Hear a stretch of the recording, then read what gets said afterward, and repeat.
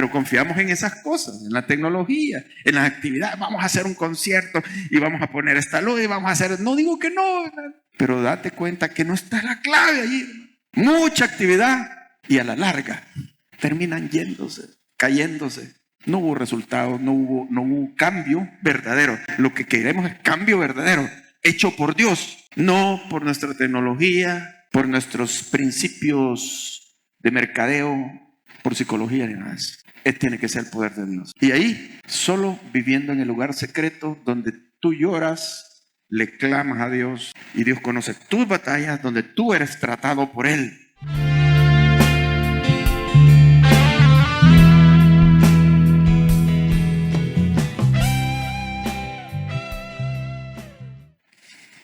Bien, hermanos, vamos entonces a ver Santiago capítulo 5, versículo 17. El tema de este mensaje es la victoria en lo secreto.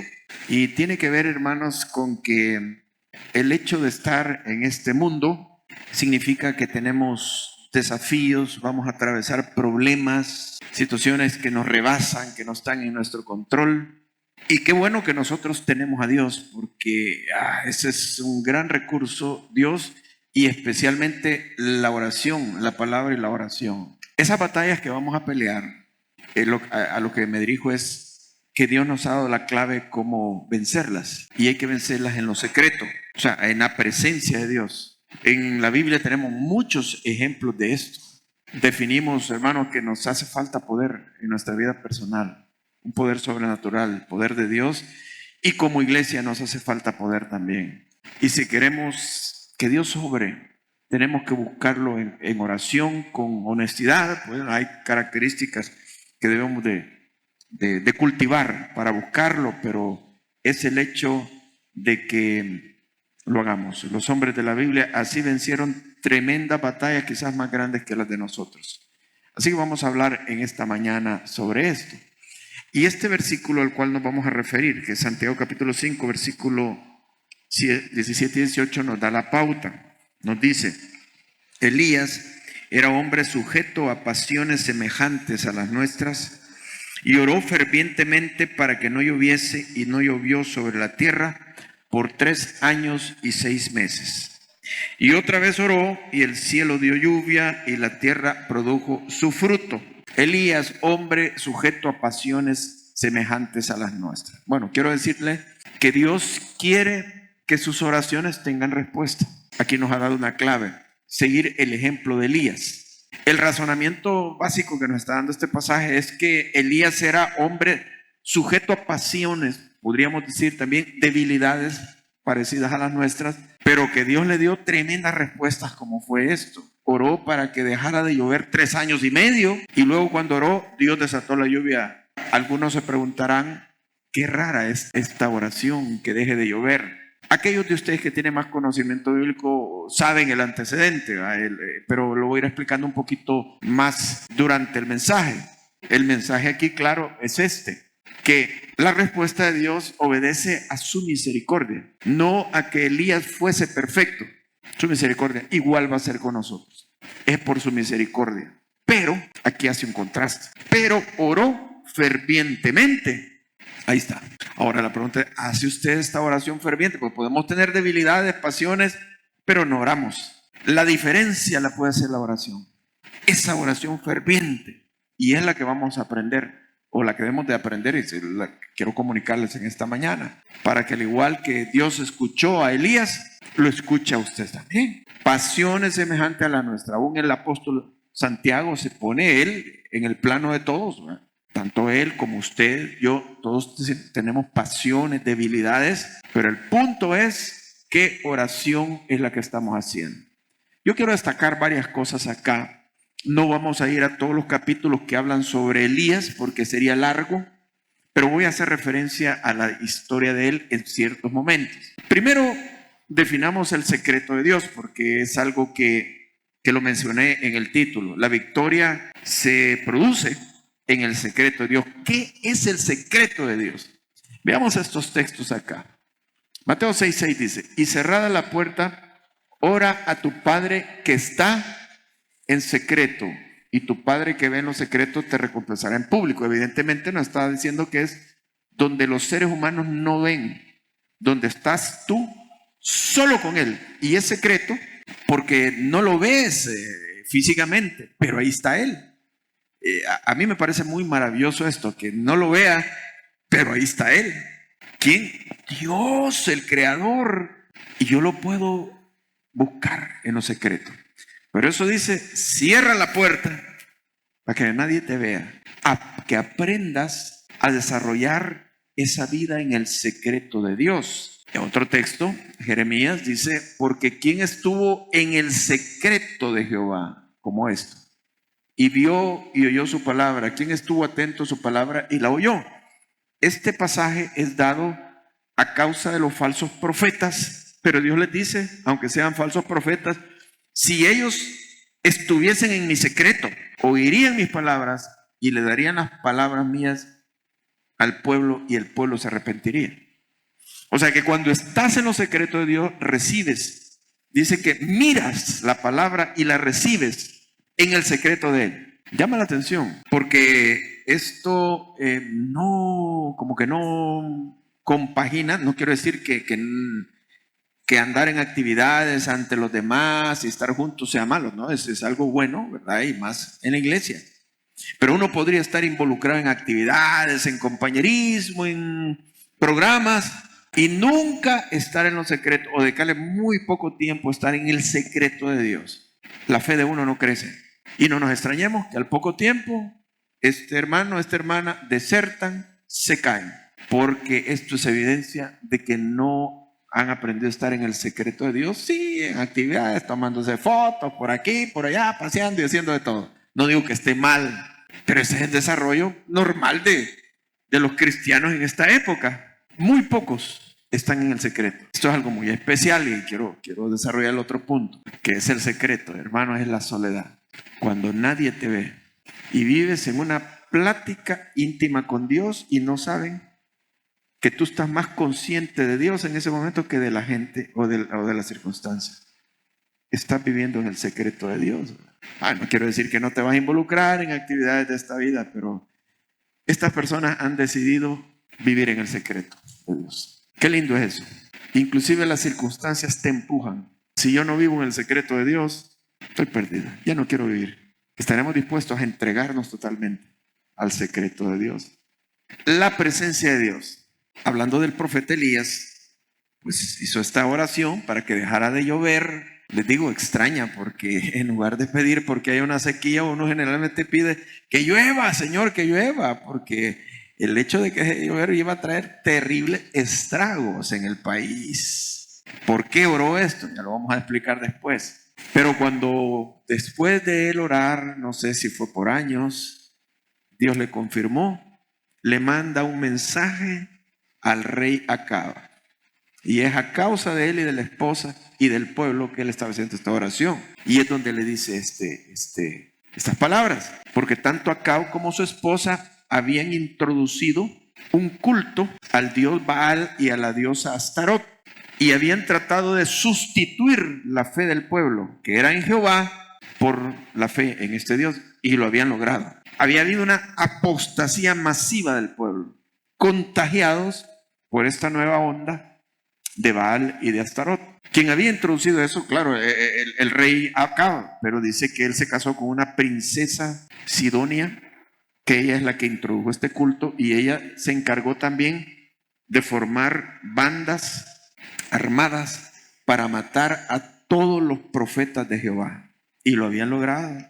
Y Elías había quedado solo, al menos él creía que estaba solo, el único profeta que quedaba. Ahora vamos entendiendo, creería yo, por qué Elías oró que dejara de llover. Era una guerra espiritual. Era una guerra contra Baal, contra Astarot, contra el culto a Baal, contra los reyes de Israel, e inclusive contra el corazón del pueblo, que estaba engañado.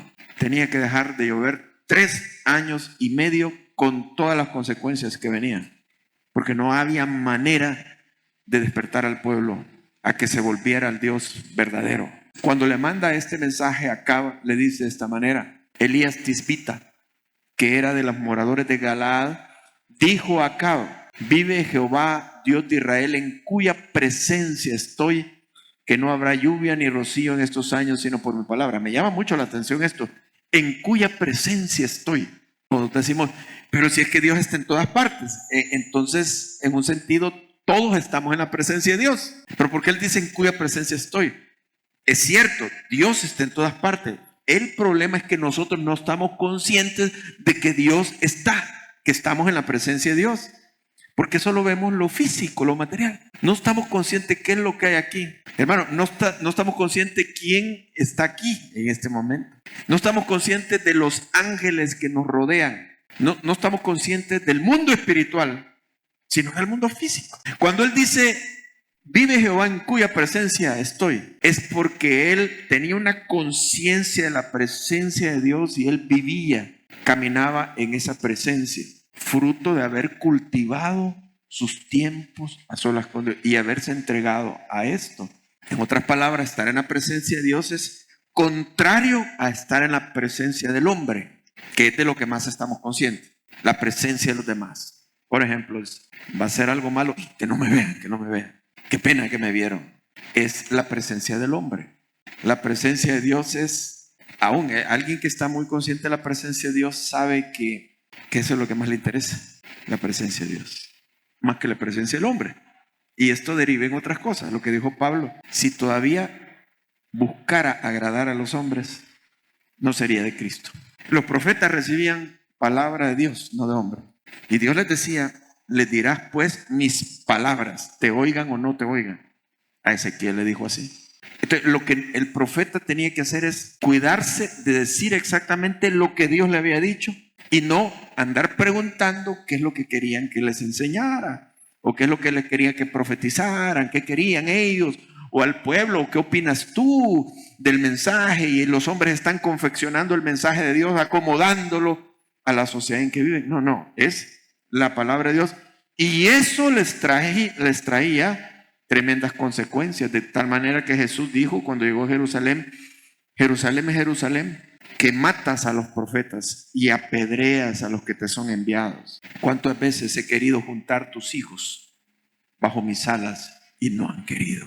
Porque los profetas que eran fieles terminaban mal. Bueno, terminaban bien espiritualmente, pero me refiero a que eran rechazados y muchos de ellos morían porque el mensaje de Dios no gustaba.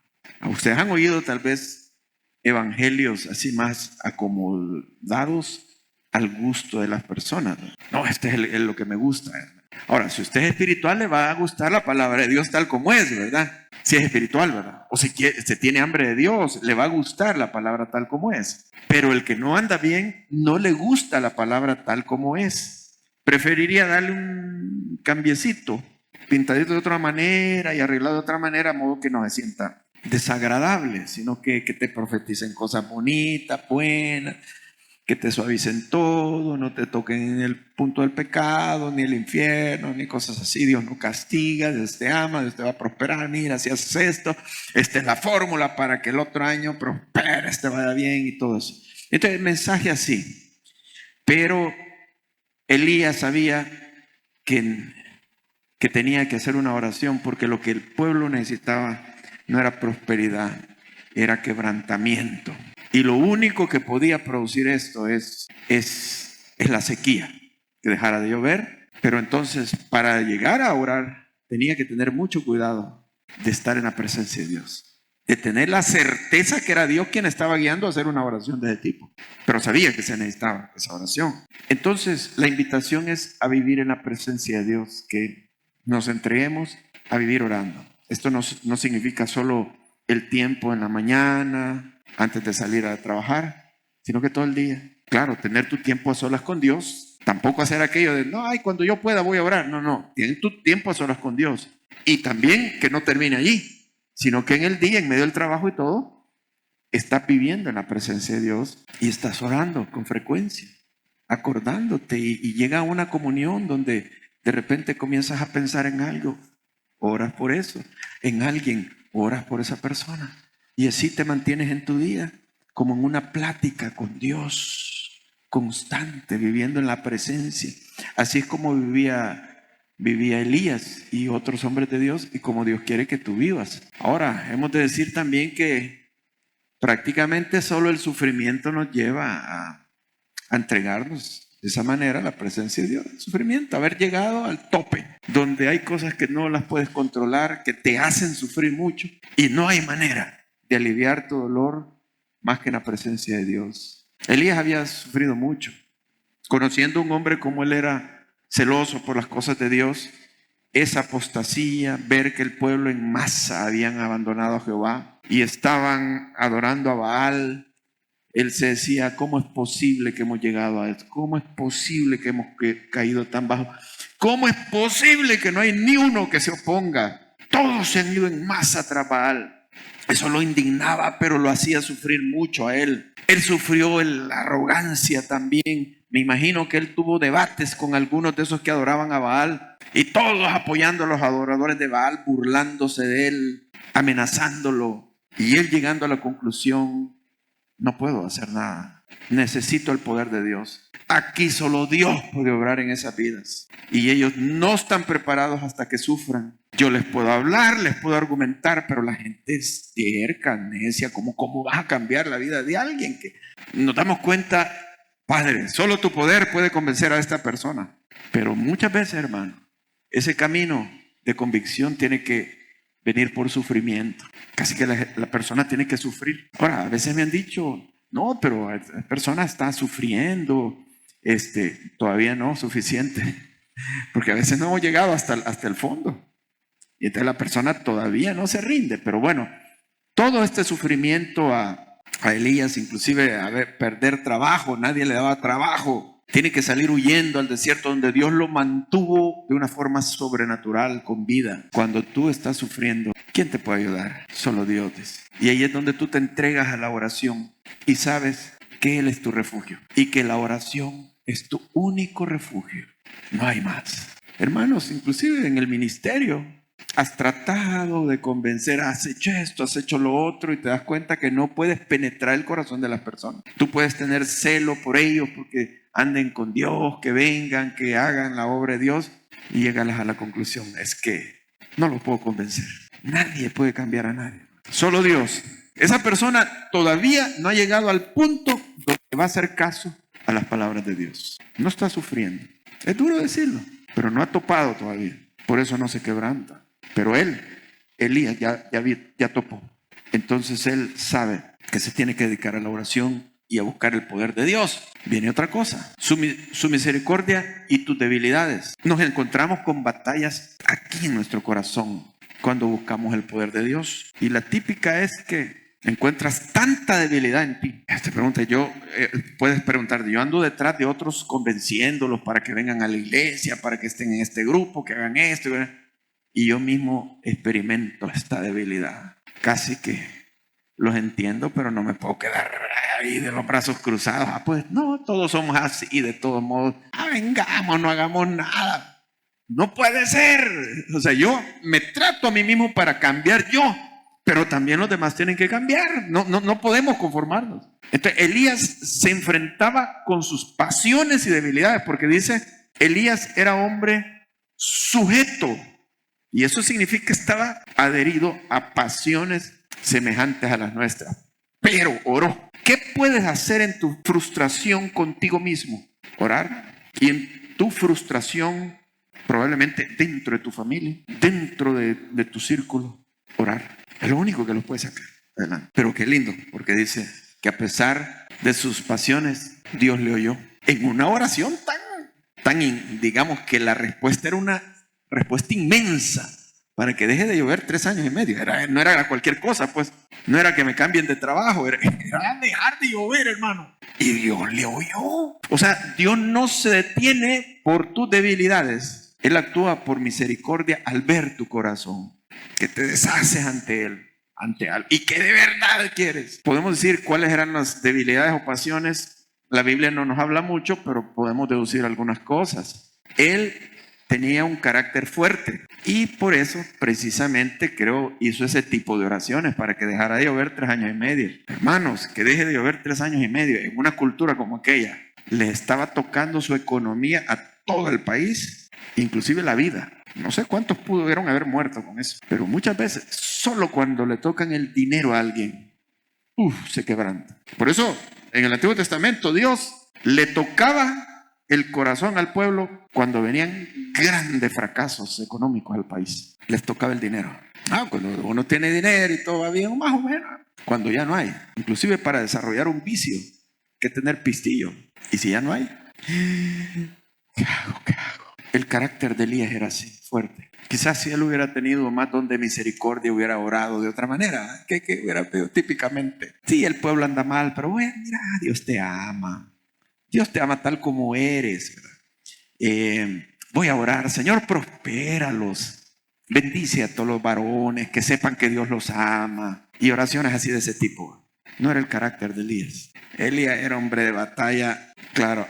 Y generalmente las personas con carácter fuerte puede ser que en un momento dado se les pasa la mano, digamos. Y ellos mismos reconocen. Y quisieran ser dulces, ¿verdad? Señor, mira cómo hablo yo. Ayúdame a decirlo de forma más dulce, porque saben que también puede ser una debilidad en su carácter. Ayúdame a buscar las mejores palabras para que para no caer mal, pues Señor, ayúdame. Y oran. Lo mismo, alguien que tenga don de misericordia puede decir, Señor, ayúdame, porque soy bien débil, no me atrevo a decirle a cara a este fulano, a esta fulanita, que está haciendo una cosa mala, pero me da pena, que no puedo hacerlo. También es otra área de debilidad en el carácter que debemos de orar, que Dios nos ayude para hacer lo que Él quiere que se haga. Porque aquí lo que importa es la voluntad de Él, no mis debilidades ni mi forma de carácter. Sin embargo, a pesar de todo, cuando alguien busca a Dios, Dios le usa. Y termina siendo algo bonito con el carácter que tiene. No nos detenga el hecho de pensar en nosotros mismos y decir, Señor, pero yo no traigo esto, yo no traigo lo otro. Pero oras. Este es el punto. Tú no eres el calificado, hermano, para hacer la obra de Dios. No. Pero oras. Así como Elías. Dios te va a usar. Por su gracia. Y al final vas a decir, es su misericordia la que actuó. Y es Dios quien hizo la obra. Yo no creo que en tus últimos días, quizás en un hospital, quizás en tu casa postrado ya en silla de ruedas, llegues a decir, pues yo me voy feliz porque yo triunfé, hice esto y mis capacidades me llevaron a esto. Si lo estás diciendo, estás loco, hermano. Sino que te vas a dar cuenta, de verdad, si eres cristiano, ha sido su gracia la que me acompañó. Él hizo la obra. Muy agradecido con Él. Y aun cuando te deje entrar al cielo, gracias, Señor. Gracias. No merezco esto. ¿Cómo me trajiste aquí? Gracias. Es la gracia de Él obrando en nosotros, hermano. Así que tú no eres calificado para lo que Dios te ha llamado, pero te ha llamado por alguna razón. Pero ora, así como Elías. Eso es la diferencia. Y oramos precisamente porque reconocemos nuestra falta de idoneidad para hacer eso. No somos los apropiados, así que nos toca orar. Los hombres de la antigüedad oraban más, como una mayor espiritualidad. Hoy hay mucha intelectualidad y mucha técnica y cosas bonitas, se dicen cosas bonitas. No digo que no, pero en aquel tiempo era otra cosa. ¿Resultado de qué? De que oraban más que los hombres de hoy. Hablando de pastores, predicadores, porque hoy fíjense que existe un montón de recursos que como que no hay necesidad de orar mucho. Tengo una buena computadora, ahí el ChatGPT me ayuda y averigüe todo. Eso me da confianza. No te equivoques. Es que estás tratando con corazones humanos que aunque tú les des los argumentos más brillantes, mejores, no hacen caso, no lo entienden, hermano. No lo vas a persuadir. Tiene que ser el poder de Dios. No digo que no hay que buscar argumentos, hay que hacerlo, hay que saber defender nuestra fe. Hay que hacer las cosas bien, pero no está la clave ahí. Mire, uno puede decir, tengo unas presentaciones en PowerPoint hermosas con fotos de todo tipo. La gente después ni se acuerda de qué fotos pusiste y de qué color era el PowerPoint. Y uno el montón de tiempo dedicándole a eso. Pero confiamos en esas cosas, en la tecnología, en las actividades. Vamos a hacer un concierto y vamos a poner esta luz y vamos a hacer... No digo que no, pero date cuenta que no está la clave allí. Mucha actividad y a la larga terminan yéndose, cayéndose. No hubo resultados, no hubo cambio verdadero. Lo que queremos es cambio verdadero. hecho por Dios, no por nuestra tecnología, por nuestros principios de mercadeo, por psicología ni nada de eso.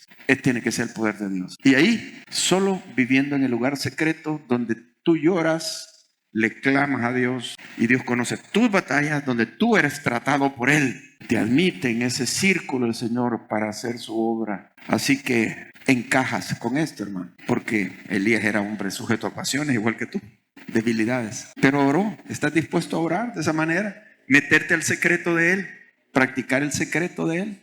Veamos otra cosa. Las peticiones, producto del celo. ¿Qué es el celo? El celo por Dios. Es como una indignación cuando hay mentira, cuando algo no es correcto, cuando la gloria de Dios está siendo menoscabada. Cualquiera que ama a Dios, que ha estado con Él, se llena de indignación ante la apostasía. Cuando la gente no toma en serio a Dios, se indigna. Y no para hacer mal a la gente, sino para provocar una reacción. Pero te das cuenta que tú no la puedes provocar, porque eres un ser humano y tú le puedes decir a la gente y la gente no te hace caso. Todo sigue igual. Necesitas meterte con Dios. La oración había sido que deje de llover 3 años y medio. ¿Qué tal? Bien pensada, porque Dios lo llevó a Elías y Elías era receptivo a pensar de esta manera. Este pueblo no va a despertar hasta que sufra. Y qué mejor sufrimiento que tocarles a su Dios en quien estén confiando. Baal, el Dios de la lluvia, y dejó de llover, por más que le clamaban a Dios. El Dios de la lluvia y por lo tanto Dios de las cosechas. Todo se había desplomado. ¿A dónde está Baal? Al final de los 3 años y medio le manda mensaje al rey y le dice: estoy retando a todos los profetas de Baal, vengan al monte Carmelo, lleven y le van a clamar a su Dios para que haga descender fuego del cielo y vamos a ver si Baal es Dios. ¿Qué les parece? Y llegan 400 profetas de Baal y de Astarot eran como 300, pero era una gran cantidad. Y Elías solito. Y empiezan toda la cosa, ¿verdad? Y el altar y todo gritando y clamando. Iban pasando las horas y ya después de horas de danzas y de clamores y saltos, dice que saltaban alrededor del altar clamándole a Baal. Elías se burlaba de ellos y les decía: bueno, clámenle más fuerte, quizás está dormido o tal vez anda haciendo algún mandado, despiértenlo. Y entonces empezó un proceso todavía más drástico. Se empezaron a herir con lancetas, como haciendo penitencia para ser oídos por Baal. Les dio suficiente tiempo. Dice: bueno, ya estuvo. Y me toca el corazón cuando la escritura dice que Elías comenzó a construir el altar donde iba él a poner el buey para que encendiera fuego del cielo. Él solito, 1 contra 700. A veces toca así, hermano. Son pocos, los de un remanente. Solito, puso las piedras, puso el buey, lo partió. Y aquí sí ya le ayudaron, porque les dijo: tráiganme tantas cantaradas de agua, para que no vayan a pensar que yo tengo un truco y por eso encendí un fuego. No, todo lleno de agua. Dice que el agua corría por la zanja. E hizo una oración como que fuera un niño, nada complicado. Sencillo. Jehová, en otras palabras, glorifícate, muéstrale al pueblo que tú eres Dios. Escúchame, Jehová. Desciende fuego del cielo, carboniza todo aquello, todo el altar ese con el buey, y el fuego ese lamió todo el agua. Y es donde el pueblo dijo: Jehová es Dios, Jehová es Dios. Y dice Elías: agárrenme a todos esos. Y los degolló. Pasó todo el día degollando, toda la tarde degollando profetas. Él solo, hermano, como a 700, 800, un solo hombre. Pero bien puestos los pantalones, ¿verdad? Pero ¿cómo había desarrollado eso? En la intimidad con Dios, en el secreto de Dios. ¿Quieres tú ser alguien así? Vale la pena. Estás sirviendo al Dios vivo, al Dios altísimo, al creador del cielo y la tierra, que no es de menospreciarlo y andar huyendo de él. Si Dios te llama, es un gran honor. Así siéntete y desarrolla esa intimidad con Él. Solo sufriendo el pueblo el celo de Dios, Jesús se mete al templo porque han creado un mercado ahí donde tiene que haber oración, y vuelca las mesas de los cambistas. Y dice, cita la escritura: el celo de tu casa me consume. Es como un fuego. Alguien que tiene el celo de Dios no puede vivir tranquilo viendo lo que sucede. Hermanos, estamos en una época terrible. A lo bueno se le está llamando malo y a lo malo bueno. De depravación, de degeneramiento, y se está viendo como lo más normal, justificándose. Tienes que clamar contra eso. Tienes que clamar por la derrota de estos programas, de este tipo de cosas. Así claro, directo. Son las oraciones imprecatorias. ¿Saben lo que es una oración? Claro, el término no está en la Biblia, pero así se le llama a un tipo de oraciones. Dice la hermana, es orar como pidiéndole a Dios un castigo, una disciplina. Eso es. Los salmos están llenos de esas oraciones, el clamor de David. Ahora, en el Nuevo Testamento, ¿las hacemos o no las hacemos? Porque bueno, en el Nuevo Testamento se nos dice amar a los enemigos, de orar por ellos, por lo que nos persiguen. ¿Las hacemos o no las hacemos? Ahora, claro, la Biblia no dice que ores por ellos, ¿verdad? Solo te dice que ores por tus enemigos. Sé que hay discusión y yo se los dejo. Yo no. Agarre usted la opción de tener oraciones imprecatorias o no. Ahí ve usted. A veces a mí me dicen, bueno, hermano, hay que orar por determinada persona y todo. Y yo le pregunto, ¿y qué oro por él, Señor, o por ella? ¿Qué pido, Señor? Yo examino cada caso y en ocasiones pienso que la persona sé que no anda bien con Dios y sé las cosas que cree y piensa están mal. Y yo no le voy a pedir, Señor, prosperarlo, bendecirlo, animarlo. Yo le pido quebrantarlo, Señor. Hazlo llegar hasta el fondo. Derríbale sus altares idolátricos. Derríbale su arrogancia. Cuando es el caso, ¿verdad? Yo eso le pido al Señor. Y creo que no se lo pido suficiente. Tengo que hacerlo más.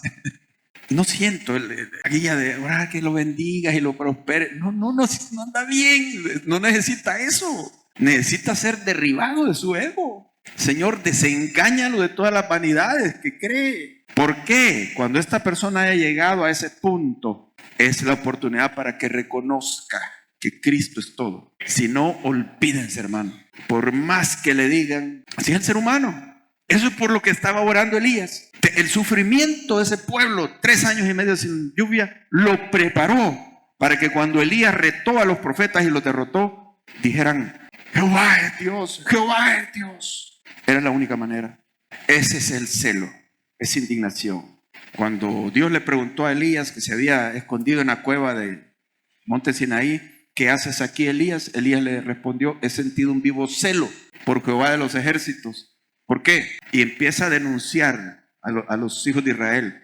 ¿Se dan cuenta cómo su oración imprecatoria está debajo de todo esto? Porque los hijos de Israel han dejado tu pacto, han derribado tus altares y han matado a espada a tus profetas y solo yo he quedado y me buscan para quitarme la vida. O sea, era un enfrentamiento espiritual que tenía Elías con todo el pueblo. Imagínense, era un enfrentamiento. Ellos me buscan para matarme, te han dejado a ti, yo contigo los vamos a enfrentar. Entonces, así es como sucedió. Son batallas espirituales. Y en último lugar, el tipo de oración, la oración ferviente que prevalece. ¿A qué se refiere? Es una entrega a la oración perseverante, viva, dispuesta no solo a orar, sino que a actuar. Es como Jacob le dijo al ángel de Jehová, no te dejaré ir hasta que no me bendigas. O sea, esto es de encerrarse con Dios, a pelear las batallas. Los hombres de la antigüedad, como les digo, oraban mucho. Estos hombres que se mencionan en avivamientos espirituales pasaban 2 horas diarias orando, 3 horas diarias orando, 4 horas diarias orando. No había televisión en aquel tiempo, 1800, no, mucho menos internet, no se distraían en otras cosas, porque sabían que en el poder de Dios es donde estaba la clave para hacer la obra de Dios. Pero como les digo, ahora se ora cada vez menos, ¿verdad? Porque hay otros recursos, el ChatGPT, no digo que no hay que consultar, es bueno, ahí uno le facilita el trabajo mucho, pero no está la clave ahí. No te dejaré ir hasta que no me bendigas. Actividades pueden haber bonitas, pero no van a transformar la vida de las personas. No digo que no hagamos actividades bonitas, claro, hay que hacerlas, pero hay que orar, más que todo, debajo de todo, por el cambio en la vida de las personas. Vamos a orar en este momento.